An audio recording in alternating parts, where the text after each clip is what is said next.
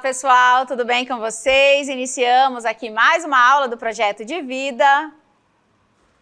Eu sou a professora Yara Graça, a professora que vai acompanhar vocês na aula de hoje. Bora dar uma olhadinha lá no nosso objeto de conhecimento. Aula 10, o objeto de conhecimento é reconhecendo-se estudante. E no detalhamento a gente vai falar de gostos, interesses, empenho, ritmo, estilo, modos de estudar e também modos de aprender. Tá bom, gente? Então a aula é muito interessante, muito legal. A gente vai abordar agora mais essa questão do estudante de verdade, tá bom? Então vamos à aula.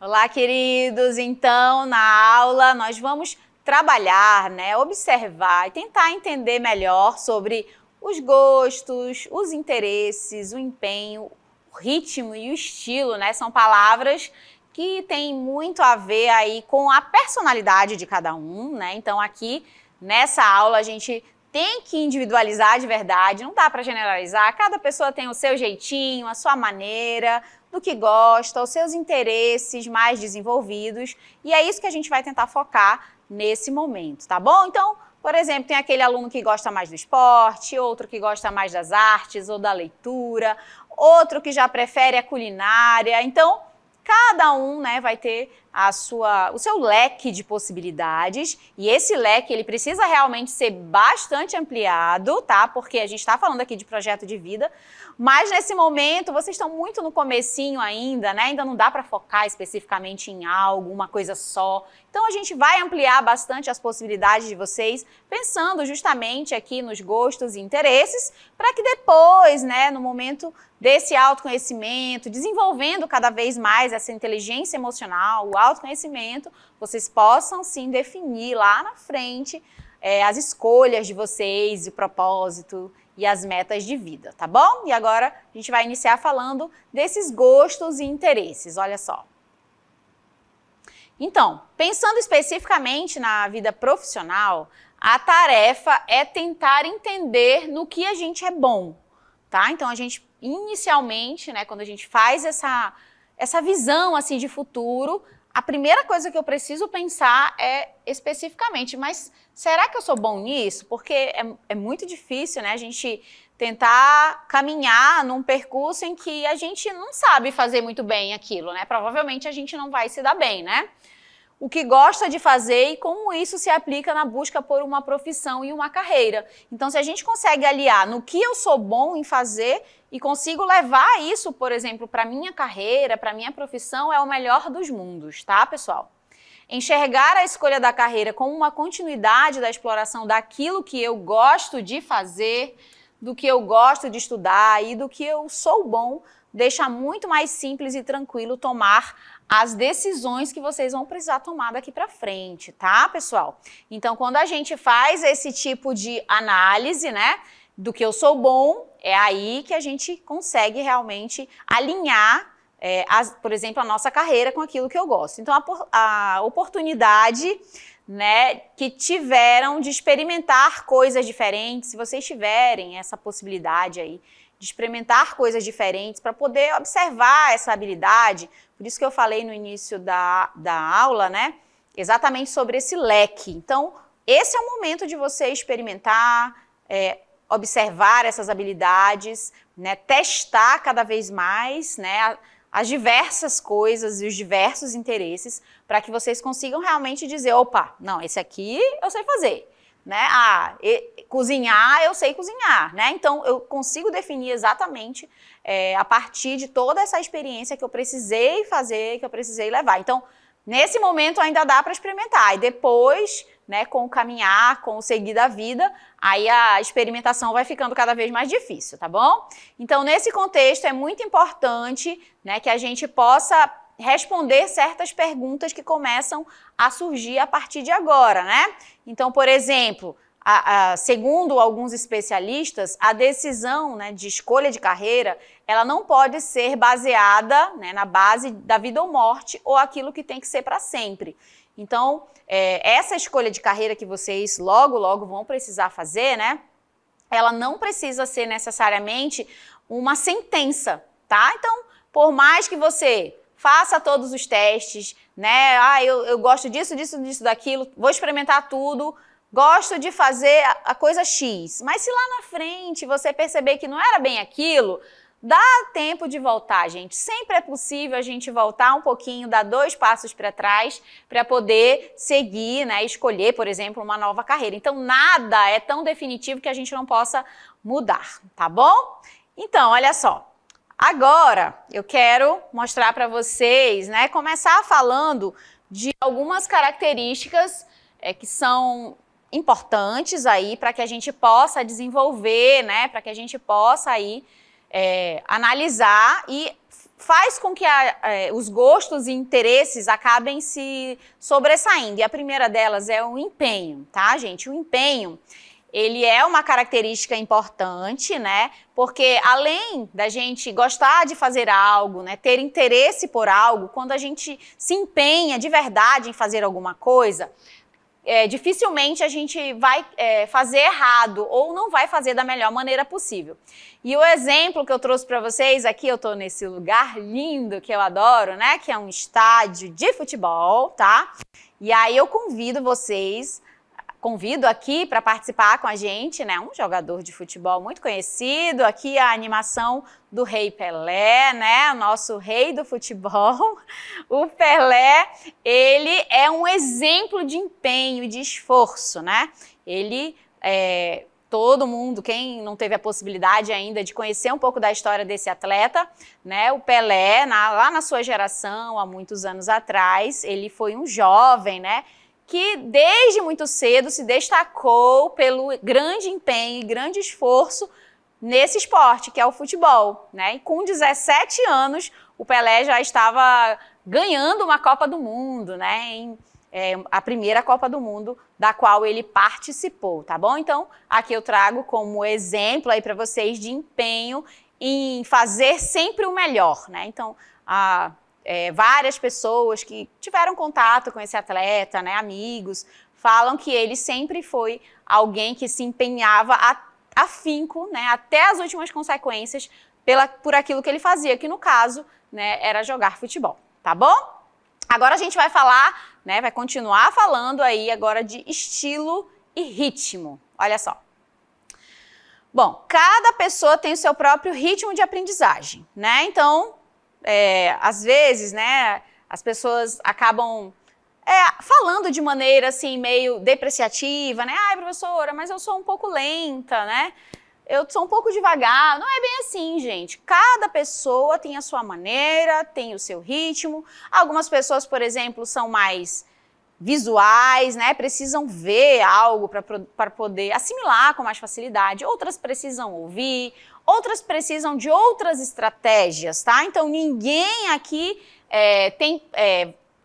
se tem dificuldades é porque precisa estabelecer uma maneira diferente de aprender. Então, cada pessoa tem o seu ritmo, tá? Não se sinta mais lenta ou mais rápida. Isso faz parte do processo de cada um, tá bom? Alguns são mais rápidos, outros mais lentos, mas o que importa realmente é aprender. E o interessante é que você, que já está aqui no ensino médio, né? Você, nesse momento, já precisa começar a se observar. De que maneira eu aprendo? Acho que essa pergunta é importante nesse momento, justamente porque daqui a pouco você vai começar a encarar dilemas, né, de vestibulares e tudo mais, e eles são importantes que você saiba, né? Isso é importante que você saiba. De que maneira eu aprendo? Como será que eu consigo aprender mais rápido, né? Dessa maneira, não, eu tenho mais dificuldade. Então, se você começa a se questionar sobre isso, a se perguntar de que maneira eu aprendo e entender, né, que cada pessoa tem uma maneira de aprender e um ritmo, tenho certeza que fica muito mais fácil. Então, reconheça o seu ritmo, se respeite e construa um estilo de aprendizagem, tá? Então, por isso que eu falei, você precisa fazer essa pergunta, né? Faça essa pergunta, né, depois da aula. E aí, de que maneira é mais fácil? Será que eu preciso anotar? Será que eu preciso estar atento e depois anotar? Cada pessoa tem o seu jeitinho, tá, gente? Vocês aí, né, tenho certeza que em algum momento já devem ter pensado sobre isso, mas se não pensaram, acho que chegou o momento de fazer essa pergunta, tá bom? E aí, respeite o seu momento e construa o seu estilo de aprendizagem. Se eu consigo perceber a maneira com que eu aprendo, então você pode construir esse estilo de aprendizagem para todos os componentes, tá? Para projeto de vida, para química, para física, para língua portuguesa, porque eu me conheço, né? A gente está voltando a falar de autoconhecimento, né? Eu me conheço, eu sei como eu aprendo, e aí dessa maneira é bem mais fácil para mim, tá bom? Continuando aí, a gente agora estava falando de ritmo e estilo, né? Conhecendo muito bem os seus objetivos, é hora de colocá-los em prática. E aí, para isso, né, depois que a gente já sabe os nossos gostos, interesses, o ritmo, né, com que a gente já viu que cada pessoa tem o seu, né, o estilo também, cada um vai ter um estilo diferente de aprendizagem. Agora, eu acredito que sejam as duas palavrinhas assim mais, diria, difíceis, né, da gente... É uma habilidade difícil da gente desenvolver, mas é necessária, que é a motivação e a perseverança. E aí a gente vai começar falando de motivação, tá? Essa palavrinha, gente, ela leva a gente a lugares, assim, inesperados, né? Quando a gente tem motivação. Então, olha só, a motivação para estudar, ela vem bastante da sensação de adquirir conhecimento e compreender o assunto.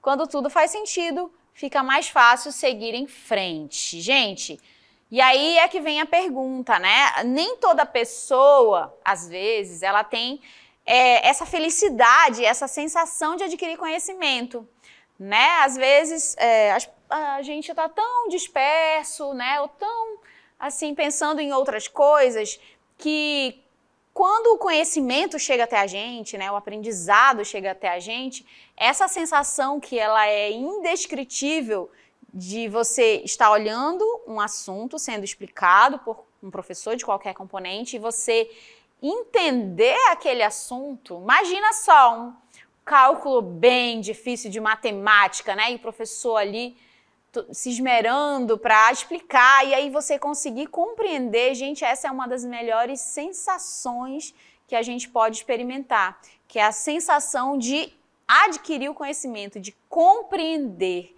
Vocês não imaginam o quanto é bom para a gente, enquanto professor também, olhar nos olhinhos de vocês e perceber que vocês entenderam aquilo que a gente está falando, né? Quando o aluno arregala e diz, era isso.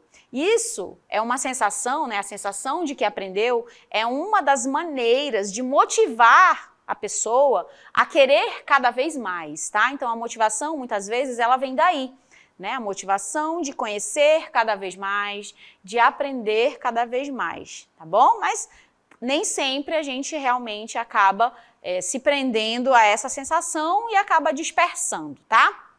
Agora a gente vai para perseverança. E aí, a perseverança, né,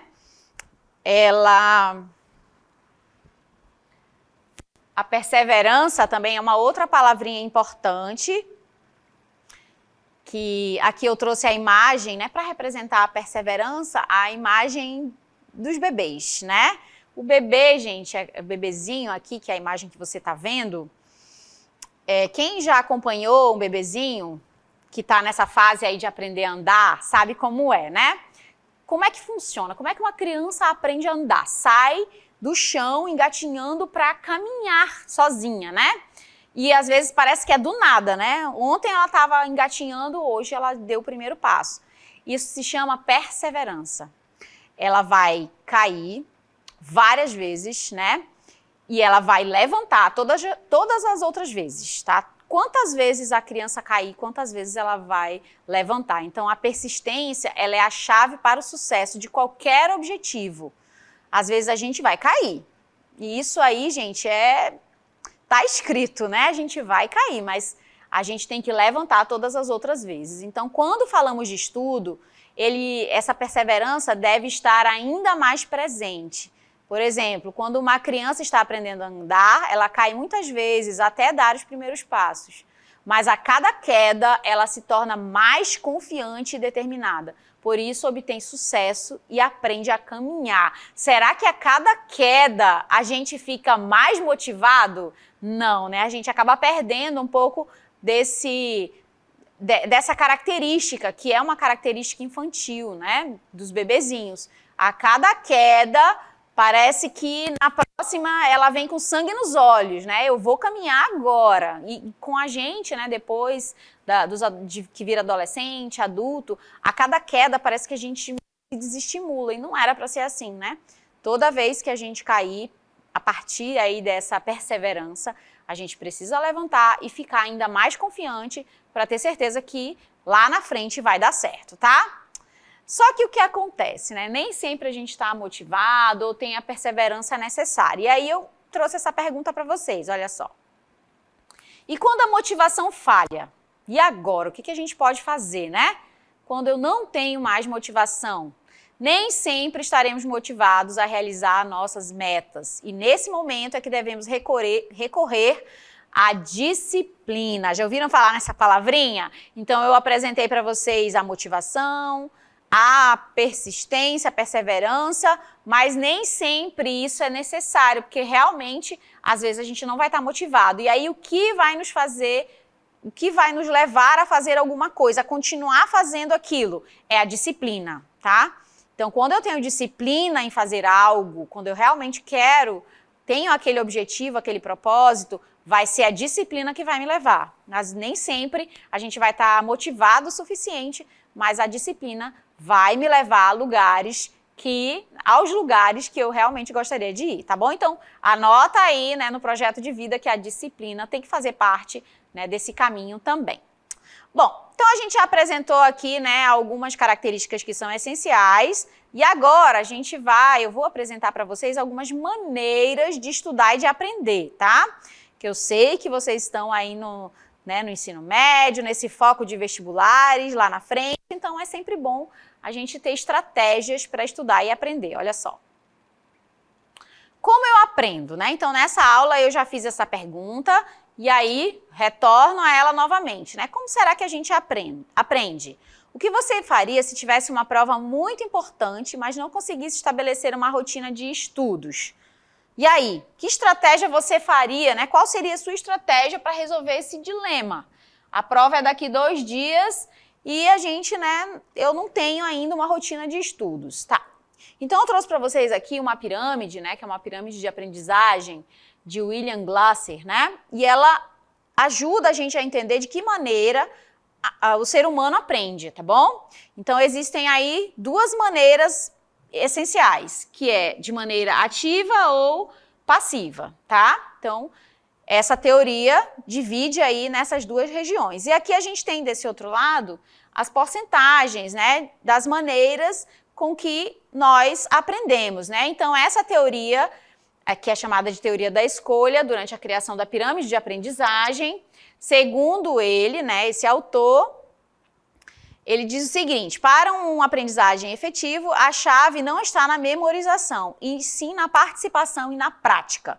Então, quanto mais ativo for o método de aprendizagem, mais a gente vai ter chances de aprender, maior vai ser a possibilidade de aprender. Então, por exemplo, na pirâmide, as ações de ler, escutar, ver, né, que são essas que estão mais aqui acima, né? Essas mais aqui acima, elas têm ali uma taxa de 10 a 50%, né? Então, ler, escrever, observar, ver e ouvir, as taxas de aprendizagem são pequenas, né? Pequenininhas, de 10 a 50 de tudo que você leu, ou escreveu, observou, ouviu. Porém, quando a gente desce um pouquinho na pirâmide, né, que é discutir, praticar, ensinar, a gente sobe essas taxas para 70%, 80% e 90%. E aí eu quero destacar aqui para vocês a base da nossa pirâmide, né, que é ensinar, gente. Quando a melhor maneira da gente saber, da gente ter certeza que a gente aprendeu algo, é ensinando esse algo para alguém, tá? Você vai ter total certeza de que você realmente aprendeu aquilo se você chegar com alguém e disser: olha, deixa eu te explicar. Isso aqui é isso, isso, isso. Você ensinou, você passou todo o seu conhecimento para alguém. Então, essa é a melhor maneira de você realmente perceber que você aprendeu aquilo. Tanto é que na pirâmide aqui de aprendizagem, ensinar é 90%. Então, se você ensina, né, se você utiliza esse método ativo de aprendizagem, que é ensinar outra pessoa, ensinar o seu colega, ensinar seu pai, sua mãe, seu irmão mais novo, você está tendo a oportunidade de adquirir, de aprender aquele conhecimento ali de 90%, diferente de só ler. Por exemplo, se você só está lendo aquela informação, você, no máximo, vai conseguir aprender 10% de toda aquela informação que você leu, tá bom? Então, essa escalinha, ela é boa e é interessante você tentar se identificar nela, né? Qual a minha melhor maneira? Será que é ensinando, praticando, discutindo? E aí já vai fazendo essas observações. Agora eu quero apresentar para vocês uma rotina de estudos, olha só. Eu já sei, né, que ensinando é a melhor maneira para aprender e a gente pode estabelecer algumas rotinas para facilitar o nosso aprendizado. Então, olha só, a seguir eu separei algumas maneiras da gente organizar essa rotina. A primeira delas, ambiente, tá? O ambiente em que você vai estudar, ele precisa ser tranquilo. Um ambiente tranquilo, limpo, arejado, organizado, pode fazer toda a diferença. Tente deixar tudo no seu campo de visão o mais limpo possível, para não desviar a sua atenção. É aquela ideia de que se a mesa está bagunçada, a sua cabeça está pior ainda, tá, gente? Então, tem que organizar o ambiente onde você está estudando, senão a sua mente vai estar tão desorganizada quanto. Segundo, evite distrações. Na hora de estudar, as distrações acabam sendo as principais inimigas. Então, o que é uma distração hoje em dia? Celular. Os outros eu até poderia arriscar, mas celular e rede social, gente, na hora de estudar não tem como. Esquece celular. Eu vou daqui a pouquinho, no final da aula, vou dar uma dica bacana sobre essa história do celular, que vai ajudar bastante. Mas esquece celular, redes sociais. O ambiente também desconfortável não é bom, vai acabar te trazendo distrações. Fome, sede, não tem como, né? Você estudar. Então, esteja aí tudo adequado para que você possa evitar essas distrações. Terceiro, saiba o que fazer. Ter sempre claro a cada momento o que estudar. Ter tarefas claras a cumprir antes mesmo de sentar para estudar. Então, é estabelecer realmente uma rotina. Quarto, monte um cronograma para saber em cada dia e hora o que precisa ser estudado. Olhe para o calendário, anote tudo o que precisa fazer, passe tudo para esse cronograma e organize como uma estimativa de tempo. Por exemplo, eu tenho um exercício de química para fazer, eu vou levar 30 minutos. Percebeu que eu estipulei o tempo para fazer aquela atividade. Ao fazer isso, você pode distribuir suas tarefas ao longo de uma semana. Mas também é possível montar um cronograma de estudo para períodos de tempos maiores ou menores. O essencial é separar na agenda um tempo para cada tarefa, tá? Então, percebam que de alguma maneira a gente vai precisar ter uma agenda de organização. Quinto, tire os pensamentos da cabeça e ponha num papel, né? Às vezes a gente está cheio de ideias, cheio de coisas, pensando várias coisas, porém, né, daqui 2 horas, quando vai tentar lembrar, já era. Se você anotar, gente, não tem como, vai estar anotado, né? Então, você vai lembrar. Então, anotar as tarefas pode ajudar bastante. Nesse sentido, a rotina de estudos também pode se tornar um exercício de autoconhecimento. Se você vai pegando várias coisinhas ao longo de sua vida escolar, você vai percebendo o que é que mais te chama a atenção. Sexto, crie um retorno visual. A gente acabou de ver ali na nossa pirâmide de aprendizagem que ver, né, é bem melhor do que só ler, né, ou ouvir. Então, criar esse retorno visual é importante, né? É mais fácil visualizar o que já foi cumprido. Além de ajudar na organização, essa facilidade de ver os obstáculos já superados também pode servir como fator de motivação. Sétimo, gerencie sua energia. Estudar é uma atividade que exige bastante de nós. Ainda que não pareça, para quem vê de fora. É esgotante, gente. Quem realmente está dedicado aos estudos sabe o quanto é possível ali gastar de energia, né? Às vezes, como o texto fala aí, né, quem está de fora não percebe, tipo, você, em 2 horas, né, você está estudando um conteúdo difícil, né? Se você leva ali 2 horas da sua tarde fazendo aquela atividade, provavelmente no final da tarde você vai estar esgotado, e aí alguém vai olhar para você, mas o que você fez, né? Estudei. Mas estudar cansa tanto assim? Cansa, gasta muita energia, é verdade. Vamos voltar lá para o texto? E aí, olha só, é importante cuidar da sua energia e garantir que você esteja estudando sem se exaurir. Não adianta nada, na véspera da prova, querer estudar à noite, à madrugada, não vai levar você a nada, gente. A gente tem que ter os nossos limites e os cronogramas servem para isso. É fundamental também descansar e não ultrapassar os próprios limites. 8º, não tem hora certa para estudar. Se você não tem um horário fixo no dia em que você pode sentar para estudar, isso não é necessariamente um problema. Não ter um horário específico não é um problema. O mais importante é que você crie uma rotina que se encaixe no seu tempo, tá?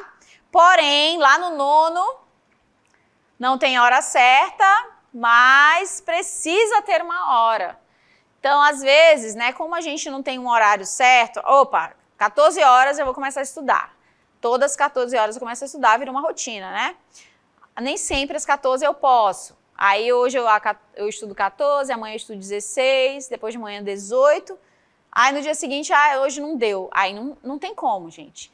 Não tem uma hora, mas é preciso ter uma hora, tá? O estudo não precisa acontecer sempre na mesma hora, mas ele precisa acontecer com regularidade. Senão, não se pode chamar de rotina de estudos, tá bom? Se você, por exemplo, só tem esse momento aqui da escola, essas horinhas, né, que a gente fica aqui estudando e tal, isso aí, gente, não é suficiente. Você precisa ir para além, né, desse momento, tá? Então, é preciso sim estabelecer uma rotina de estudos que não seja muito cansativa, obviamente, mas ela precisa existir, ok? E aí nós vamos para a última, que é: vá além dos livros. Busque conteúdos que não sejam unicamente textuais para estudar. Podem ser músicas ou filmes que tenham a ver com o tema estudado, tá? Então, o livro é ótimo, é excelente, mas você realmente precisa ir além, precisa buscar o a mais, porque é isso que vai fazer a diferença lá na frente, tá bom? Bom, então, para finalizar aqui esse momento da aula de hoje, eu trouxe uma animação que apresenta para vocês exatamente aquela técnica que eu falei lá no início da aula. É uma técnica, né, de estudo que vai controlar o nosso tempo, tá? Vai ajudar a gente a estipular tempos, né, momentos de estudo durante o dia. A técnica do Pomodoro, ela é muito boa, eu particularmente utilizo quando eu preciso, assim, estabelecer uma rotina de estudos, e eu tenho certeza que vocês vão gostar. Olha só. O método Pomodoro é um método de gerenciamento de tempo baseado em períodos de 25 minutos, pomodoros, de estudo ou trabalho focado, interrompidos por intervalos de 5 minutos. Após 4 intervalos de estudo consecutivos, são geralmente feitos intervalos mais longos, que podem variar de 15 a 30 minutos.